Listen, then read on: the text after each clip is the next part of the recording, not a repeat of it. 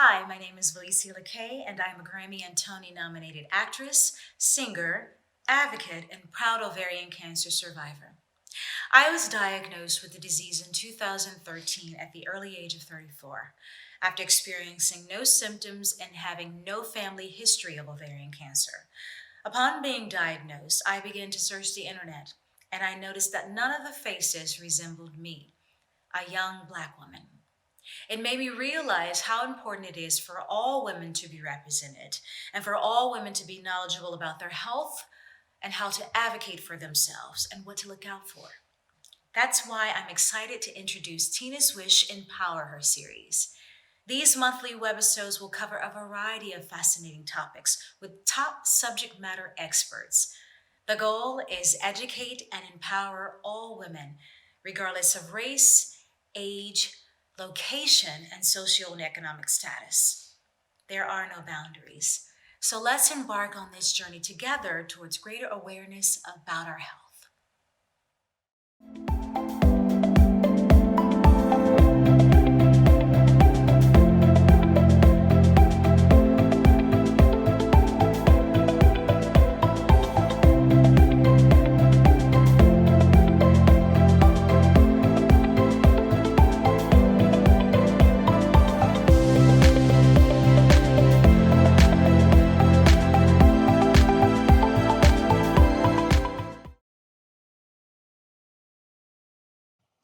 Hi, everyone, and welcome to the third webisode of the Tina's Wish Empower Her series, the role genetics plays in gynecologic cancers. Are you at risk?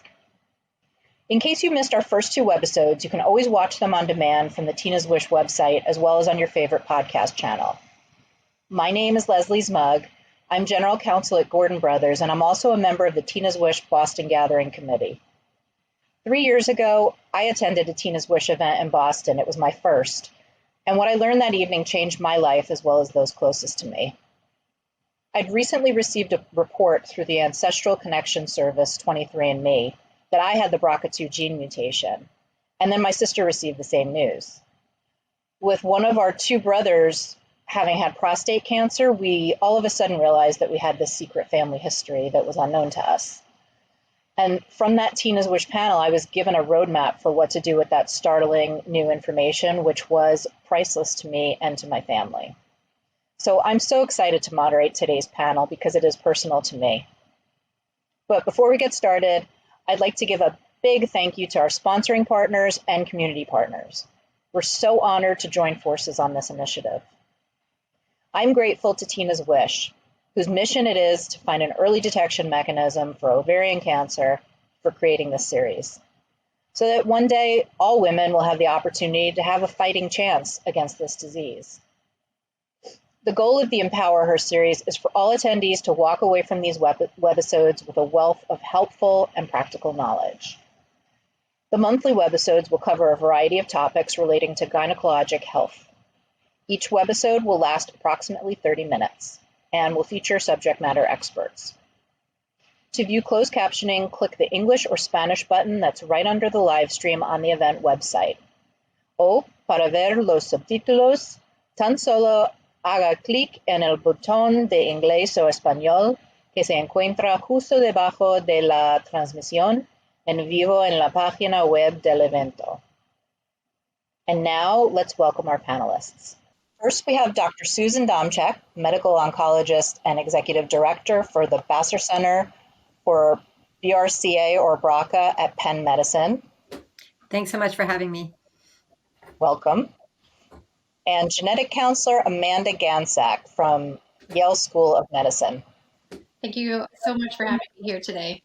Thanks to you both, Susan and Amanda. I'm really excited to be here with both of you, and I'm thrilled that I have the opportunity to be in this conversation with you for the next 30 minutes. So without further ado, let's dig in. We'll start with probably the most burning question for the attendees, and we'll go first to Dr. Domchek. What is a genetic mutation exactly? And if I have one, will I develop cancer? Yes, genetic mutation, or if you've seen a recent report, it will be called a pathogenic variant, periodically we like to change the words just to confuse everyone. No, that was just a joke. But those are synonymous terms: mutation or pathogenic variant, and the different test reports will say things differently.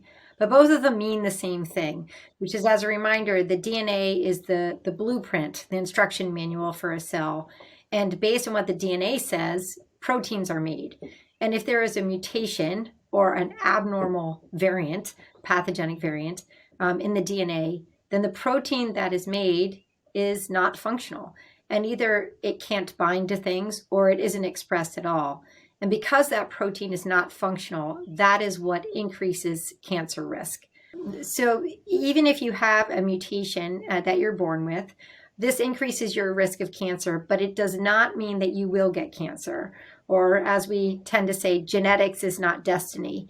But some of these genetic mutations increase your risk by quite a great deal. And so it really depends on the specific gene and the specific mutation, what your cancer risks may be. And it's very important to be informed and to talk to people who know the details to get the best information. So what are the different mutations that one can have? Right. So there are genes that everybody has. So for instance, all of us have BRCA1 and BRCA2 genes. The normal function of these genes and these proteins in the cell is to help repair your DNA. So actually BRCA1 and BRCA2 are good for the cell. But if you have a mutation in one of these genes that leads to the protein not working, that's what causes problems. So mutations in BRCA1 and BRCA2 increase your risk of breast cancer with lifetime risks of up to 70%. They increase your risk of ovarian cancer. Those risks are higher for BRCA1 mutations than for BRCA2 mutations. But for BRCA1, those risks are as high as 45%. The mutations in these genes also increase the risk of male breast cancer, prostate cancer, and pancreatic cancer, particularly for BRCA2. But those aren't the only genes. Those are the ones that people tend to know the most about because of Angelina Jolie and just a lot of discussion in the media. But there are others. And so there's a syndrome called Lynch syndrome. And Lynch syndrome is associated with mutations in multiple genes. And this is associated with a high risk of colon cancer, but also endometrial cancer or uterine cancer, which is relevant for our discussion today, and other cancers. There are mutations in genes such as RAD51C, RAD51D, and BRIP. And these increase your risk of ovarian cancer, but more like in the 10% range, which is still significantly higher given the difficulty with ovarian cancer. And there are other mutations in rarer genes that probably we won't get into today. But there's a range of genes and a range of risk. And that's why it's important to know exactly what you're being tested for and exactly what the implications are when these mutations are found. So let's unpack. There's so much to unpack in all of that information. And I think I found in my journey, one of the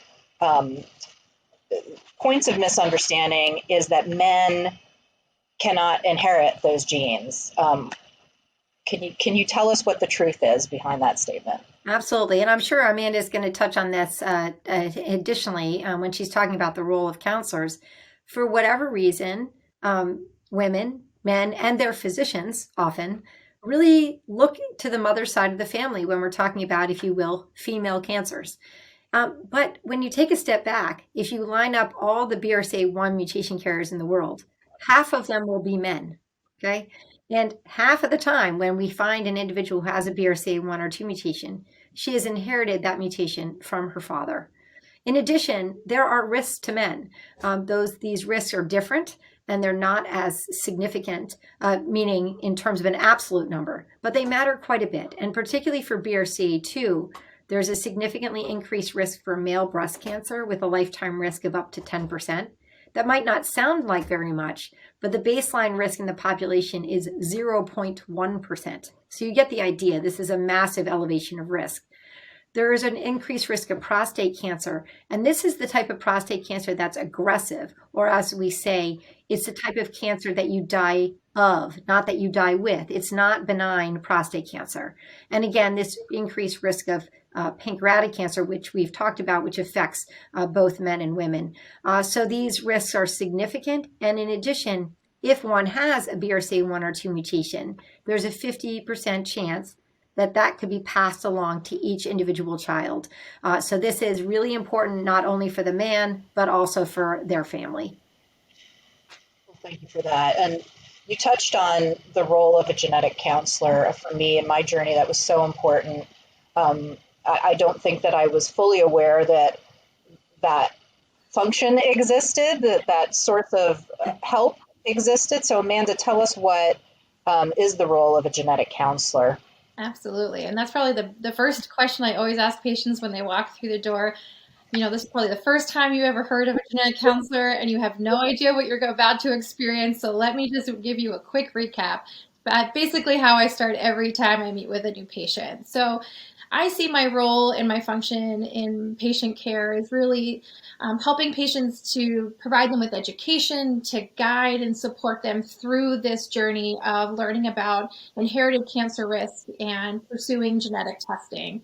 I'm really there to help translate those technical genetic terms in a friendly and understandable way so that patients walk away understanding this is my risk and this is what it's going to mean for me, for my children, for my family, and that they can then communicate that easily because they understand it from our conversations, so that their family members can and themselves use that information as an opportunity to go after and future screening and cancer prevention strategies and planning. All of that information can really be obtained once that patient has a true understanding of what genetics mean and what are mutation and how does this impact myself and my family. And I'm really there to help alongside the patient, walk them through that process. I also see myself as there to help identify resources. So patient advocacy groups and other families that I can get them in touch with, that they can talk to and, can be there for them as, going through it with them or having gone through it before to give them some advice or to go through some research opportunities that they might be eligible for that they might not have been aware of otherwise. So I sort of see myself in that way too, to open other doors that they might not have realized were even there. And that was my experience too. So how do people determine if they and their family are at high risk for cancer and if they would benefit from a specific assessment, a genetics evaluation, and then a risk assessment?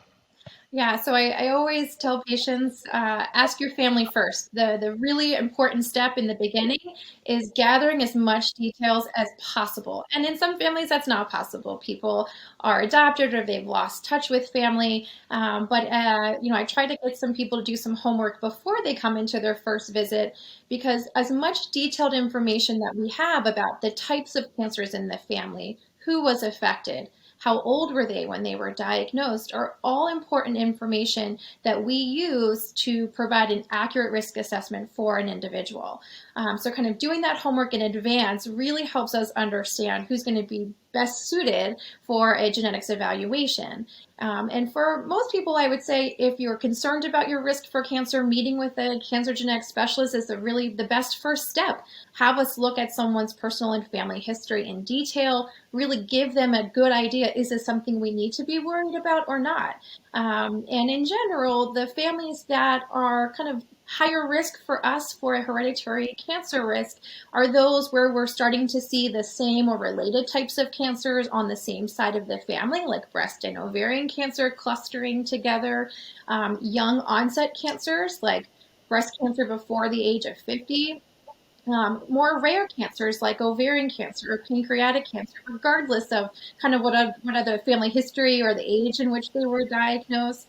And even in some individuals with certain ancestral backgrounds, such as Ashkenazi Jewish ancestry, also have a higher risk. So when we start to see some of those patterns in someone's family history, those are the people who we really say would benefit the most. And even for people who might not hit all those highlights, they still might be, kind of worth meeting with a counselor and a genetics professional to really have a better understanding of what their risk might look like. Dr. Domchek, what percentage of gynecologic cancer patients have a genetic mutation? Yeah, it a little bit depends on how you count, to be honest. And we always have these conversations that if you test for more genes, you find more stuff, whether or not it's related to the cancer at hand. But to give some sort of rough estimates for ovarian cancer, it's in the range of about 15%. When we're talking about uterine cancer, it's probably more in the 3% range. Cervical cancer is not is not known to be associated with inherited cancer susceptibility. It is more strongly linked to HPV and environmental causes. And so it is really important, as you know, Amanda has outlined, to know the details of a person's family and personal history, because ovarian cancer, when I'm talking about ovarian cancer here, I'm talking really about epithelial ovarian cancer, sort of, if you will, the more common cancer. But there are some rare ovarian cancer types that are associated with other gene mutations, and so that's why, as part of this assessment, that a lot of information will be obtained. I'm sure we're going to talk about later, about the fact that, in the Ashkenazi Jewish community, 1 in 40 individuals of Ashkenazi Jewish descent does have a mutation in BRCA1 or 2. And so that is one of the situations where that family history may not be the most important thing as ethnicity. It's still important. It's still more likely that if you have a family history and you're Ashkenazi Jewish, that you have a mutation. Well, let's talk about insurance and how that plays into it, because it is very relevant. When we're talking about, putting the word out and encouraging people to go get tested, particularly when you, like I have, had a diagnosis, should people be concerned if they, for example, are young, don't yet have their own personal insurance, they'll then have a pre-existing condition?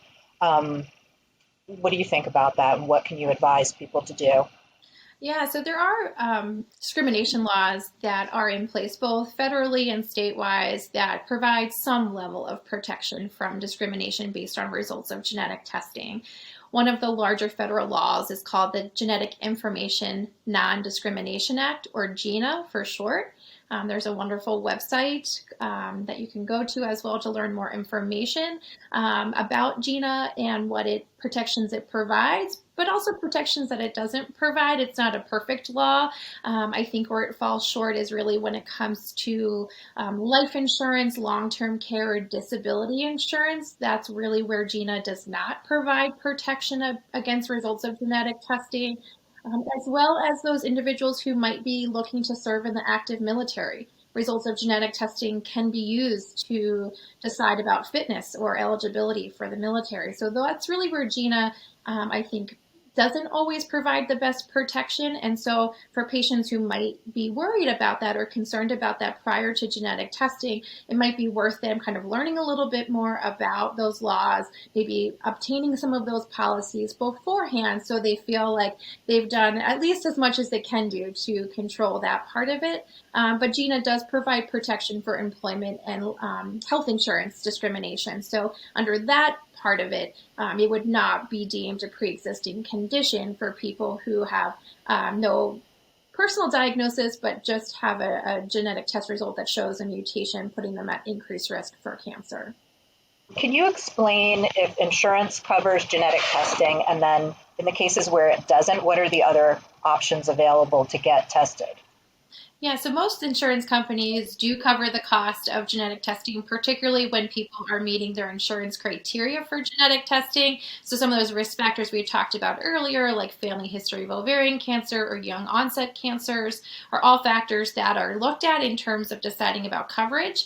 Now, for those individuals who might not meet those criteria or are just interested in pursuing genetic testing to understand their risks and they might have no information about their family history, there are more affordable ways nowadays to pay for the test out of pocket, some of which costing around $250. And so healthcare providers can help navigate those decisions and help determine if insurance coverage would be available or whether those out-of-pocket options might be ones that a patient might want to pursue, but it's a lot less than the thousands of dollars for testing that we used to hear about many years ago. What do you think about the age? Is there sort of a point in time before which you wouldn't encourage someone to get tested? Yes. So our general philosophy for instance, BRCA1 and BRCA2 is that, particularly if there's a known mutation in the family, we suggest that women be tested at 25 because that's when we start breast MRI screening. Well, we do not test children for BRCA1 and 2 mutations. And the reason for that is because at this time, there's no actionable utility for it, meaning we don't do anything different in children who would have BRCA1 or 2 mutations. And therefore, there's no reason to know, and this is an adult onset condition.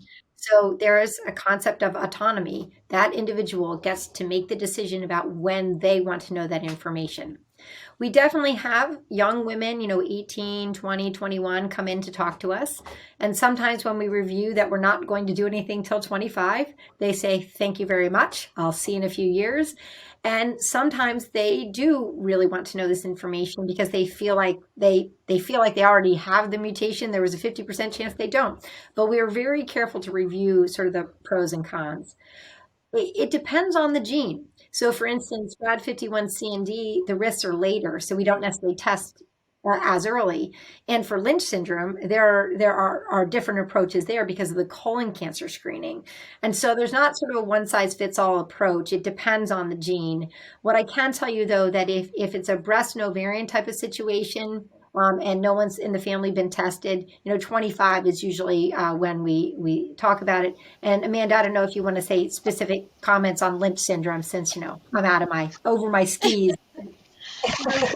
Yeah, so I think for a syndrome like Lynch syndrome or other colon cancer type related conditions where we see increased risk, also linked with gynecologic risk, we look at the family history in combination with the gene in particular. So there are some genes for Lynch syndrome where you can see people much younger with colon cancer, where we would start screening with colonoscopy maybe as early as 20 or 25, depending, especially if we see someone in the family who might have been diagnosed in their late 20s or early 30s with colon cancer. So we really, as part of that big risk assessment, and really want to hit home why knowing your family history can be so important is, while the general guidelines might say 20 to 25, we might alter that depending on family history if we really saw a much younger case of colon cancer and would need to start even earlier than that to be on the cautious side. So, it really can depend, but really in generally try, I really have tested many kids, if at all,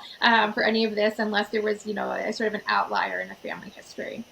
And I wanted to make, one other important or two points that are quite important. One is that, we mentioned individuals of Ashkenazi Jewish ancestry, but we want to be clear that these gene mutations can be seen in individuals of any race and any ethnicity. And we're very conscious of the fact that there's under testing in minority populations. So we're really conscious about equity and fairness and making sure that individuals of all races and ethnicity know that if you have a family history, you should get tested.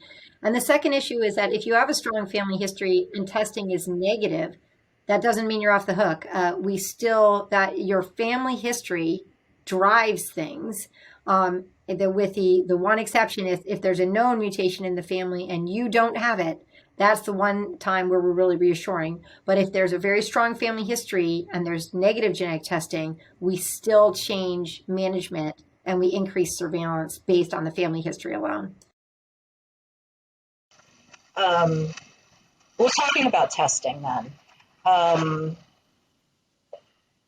all tests created equal? I guess my first encounter with a test was 23andMe. I thought I was seeing things when I got the report back. But then I followed up with my gynecologist and retested. What do you think about the commercially available consumer self-administered tests? I think you said it there. Not all genetic tests are created equal. And I think we advise and really caution the use of commercially available tests that you might find at your local pharmacy or on Amazon in terms of guiding medical decisions and learning about risk for different diseases such as cancer. They do a certain thing, but it's not maybe as as comprehensive as the type of testing that you might receive when you see a genetic counselor or a genetics provider who's ordering a clinically available genetic test. And I think where I caution most is there's so many risk factors that go into understanding someone's personalized risk. Part of that is family history. Part of that is results of genetic testing. And so we have to look at all of that together. And those direct-to-consumer type tests don't really give us that full comprehensive view from the genetic test standpoint. And so what I fear is that patients might utilize the results that were negative through this commercially available test and feel reassured when it might not have been the best or most accurate test that they should have received. And so they might not be then getting the screening that they need. They might not even tell their doctor about their family history because they feel like I got a negative genetic test and I'm fine. And so I think I caution a little bit the use of that. And your doctor did the right thing, and what I would have recommended too. Okay, let's confirm that through a clinical test. Let's see if there's any additional testing that might be indicated based on personal or family history factors. Use all of that together to make a plan as to what we need to do in terms of screening, understanding your risk, and how to communicate that to the family, whether the results were positive or negative. And as Amanda pointed out, but this is one that we really like to drive home, 23andMe, for instance, only tests for the 3 common what we call founder mutations in the Ashkenazi Jewish population. So I literally have had my own family members say, I had 23andMe test and it was negative for BRCA1 and 2 mutations. And I'm like, that's great. You're Italian. That didn't help you. You're not of Ashkenazi Jewish descent. So, I've had extremely smart people not understand what the test was. So that's the key, I think, no matter what. You have to understand what test is being sent and what information you're getting at it. There are these other tests that Amanda I'm sure will come up later, but there are these things that we kind of call company facilitated test, consumer facilitated test, where you can actually reach out to a company, say you want to be tested, and they will find a doctor for you. And they are more comprehensive tests, but the downside of them then is that it's completely taken out of your medical plan. And so, the best way to use genetic testing information is to embed it with the rest of your medical information and your medical records. It's a piece of information that's really valuable. So if you put it outside of the medical system, then we're not optimizing the information. So we have a couple questions that have come in from the audience. One is, what does the physical testing process look like? For example, is it a cheek swab, a blood sample, or something else? Yeah, so we can do the testing through blood. Is probably the more traditional way that we've done them. Saliva is just the same, just as accurate. Some labs will offer a cheek swab, but it's not as common as the saliva-based test where you're spitting into a tube. I always tell patients it's not glamorous, but it'll get the job done. And so we can use either type of an approach to do genetic testing. And one other really good question that I think we should ask now is, are there any lifestyle habits or medications that increase an individual's risk for developing gynecologic cancers? So we know that in general, things that can decrease your risk of cancer overall are a healthy lifestyle, including maintaining a healthy weight, regular exercise, maintain a healthy weight, regular exercise, and minimizing your alcohol consumption, as well as not smoking. So these are things that we say over and over again, but are really important. And particularly exercise is important, and none of us get enough of it, and we all have to keep at it. For ovarian cancer in particular, birth control pills, oral contraceptive pills, have been shown to decrease the risk of ovarian cancer. And so this is an important thing. Having children can definitely impact certain cancer types, but it's a little bit complicated. And also it's not something that I would ever prescribe to anyone. Please have this many children by this age. So it's an association without necessarily being particularly helpful to us. What's interesting is that there are things that are great about developed countries like the United States that are just terrific from the standpoint of empowering women. that can be negative in terms of cancer risk. So for instance, getting your period earlier and having your period late and having your kids late, that all increases your risk of breast cancer. But those are all things that happen in the developed countries because we're well nourished, so we get our periods earlier. We're educated, so we have our children later. And so, these are things that we just have to balance out and realize. But again, the things that people have most control over are those, healthy weight, regular exercise, minimize alcohol, don't smoke, and birth control pills can be effective. How about sugar? I've heard eliminate sugar, cancer loves sugar. It's been shown in mice. I like chocolate. So I think with all of that, we're just about past our time. I would put it back to the both of you. I've so enjoyed speaking to you and hearing all of this information, and I'm sure that our attendees have done so as well. Or is there anything else that we didn't cover that you think is really important for everybody to understand? Well, I'll have one comment, which is, I don't know if we hit it hard enough, but I'm going to say it very precisely. If you are diagnosed with ovarian cancer, you should have had genetic testing for inherited susceptibility. And if you have not, you should get it. And you can ask your doctor, but there's lots of different ways to do this. And so sort of don't relent. It is an absolute guideline that all people with ovarian cancer should have had this testing. And I'll let, again, Amanda talk about, there are specific things for uterine cancer as well. Yeah, I mean, if it's a young onset uterine cancer before age 50, even with no family history, would be indicated to do the test. But I also would empower the women who might have a family history. So maybe if that member of your family with ovarian or uterine cancer is deceased or unwilling to do testing, it doesn't exclude that individual from going forward with the test themselves.